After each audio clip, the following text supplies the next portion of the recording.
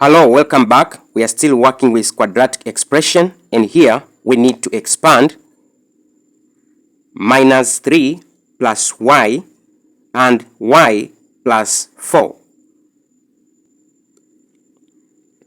We know quadratic expression is in the form of ax squared plus bx plus c, where a, b, and c, these are real number, and a is not equal to 0, because since a becomes 0, this becomes a linear expression. Straight, let us expand this. We are going to take the first term of the first linear factor, that is minus 3, multiplied by the second linear factor, y plus 4, plus the second term of the first linear factor, y, multiplied by the second linear factor, y plus 4. Now let us expand.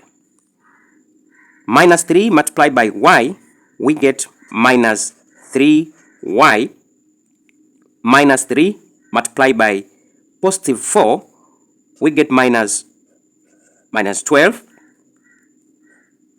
plus y multiplied by y, we get y squared, y multiplied by 4, plus 4y. As we said, the quadratic expression is in the form of ax squared plus bx plus c. Now let us arrange our terms in this form. So I'll start with y squared plus 4y minus 3y,